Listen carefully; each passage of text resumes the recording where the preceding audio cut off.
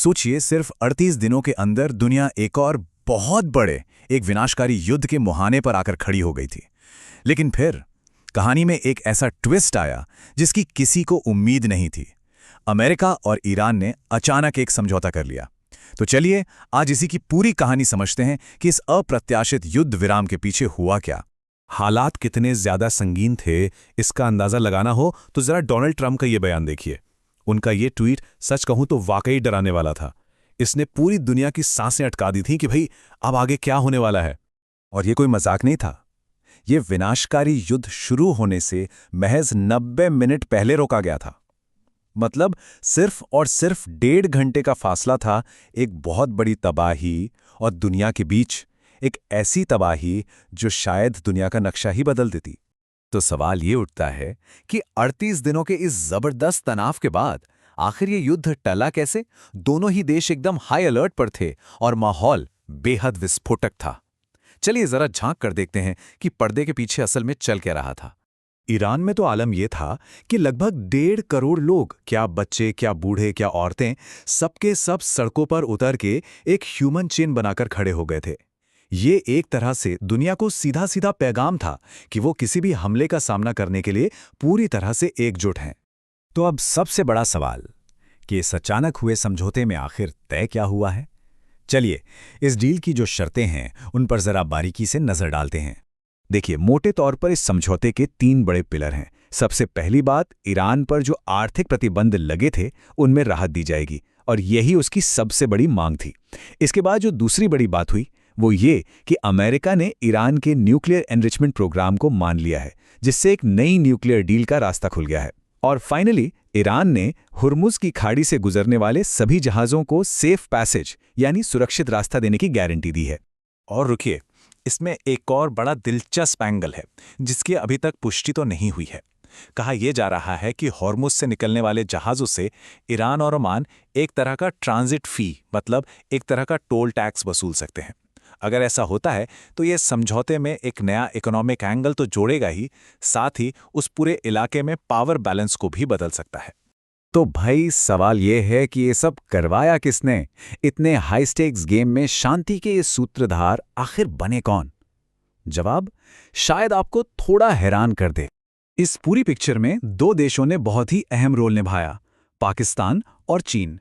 America के कहने पर पाकिस्तान ने इस्लामाबाद अकॉर्ड्स के लिए एक न्यूट्रल ग्राउंड दिया, मतलब ऐसी जगह जहां दोनों पक्ष आराम से बैठकर बात कर सकें। और उधर चीन ने पर्दे के पीछे से ईरान को बातचीत की मेज पर लाने का बड़ा काम किया। ये सब कुछ हुआ बैकडोर डिप्लोमेसी के जरिए, मतलब सारी बातचीत दुनिया की नजरों से दूर, चोरी छिपे हुई। और ये मत सोचिए कि चीन का रोल कोई छोटा मोटा था। इसकी अहमियत का अंदाजा आप इसी बात से लगा लीजिए कि खुद डोनाल्ड ट्रंप ने बात मानी है, जिसमें उन्होंने खुले तौर पर चीन के इस एफर्ट को सराहा। अब जैसे ही बंदूकें शांत हुईं, एक और जंग शुरू हो गई। ये जंग मैदान पर नहीं बल्कि लोगों के दिमाग में लड़ी जा रही थी। ये जंग थी दुनिया को ये बताने की कि असली विजेता कौन है, जिसे हम कहते हैं नैरेटिव की लड़ाई। दोनों ही तरफ से अपनी अपनी जीत के दावे किए जा रहे हैं। एक तरफ अमेरिका ये कह रहा है कि देखो हमारे दबाव के आगे ईरान झुक गया, तो दूसरी तरफ ईरान का नैरेटिव बिल्कुल अलग है। वो इसे अपनी रणनीतिक जीत बता रहा है और कह रहा है कि अमेरिका ने तो युद्ध विराम के लिए भीख मांगी थी। अब जरा ईरान के अंदर चलते हैं। वहां का माहौल देखेंगे तो सड़कों पर जबरदस्त जश्न मनाया गया। भारी भीड़ ने अपनी सरकार और देश की इस कामयाबी का खुलकर इजहार किया।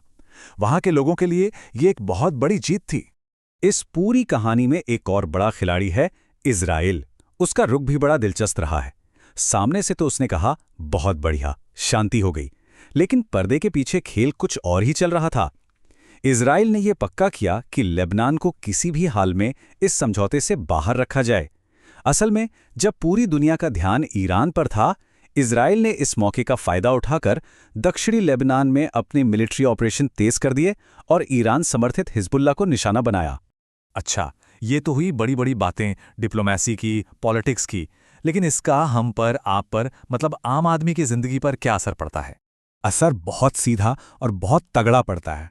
एक मिसाल से समझिए, जब ये तनाव चल रहा था तो पाकिस्तान में पेट्रोल की कीमत 450 रुपये प्रति लीटर तक पहुंच गई थी। सोचकर देखिए, मतलब आम आदमी की तो कमर ही टूट गई थी। लेकिन जैसे ही ये डील हुई, पूरी दुनिया के एनर्जी मार्केट्स ने एक राहत की सांस ली। तनाव एकदम से कम हो गया और ये भारत जैसे देशों के लिए तो बहुत बड़ी खबर थी, क्योंकि हमारे यहाँ एलपीजी सप्लाई पर भी खतरा मंडराने लगा था। तो कुल मिला के ये पूरी दुनिया की अर्थव्यवस्था के लिए एक अच्छी खबर थी। और इसका एक असर और भी है जो शायद तुरंत नजर ना आए।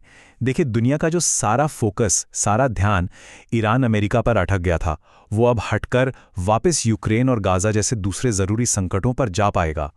तो आखिरी सवाल यही है कि क्या ये सिर्फ कुछ दिनों की एक अस्थायी शांति है, या फिर हम इसे वाकई एक बड़े बदलाव, एक नए दौर की शुरुआत मान सकते हैं? इसका जवाब तो खैर आने वाला वक्त ही देगा।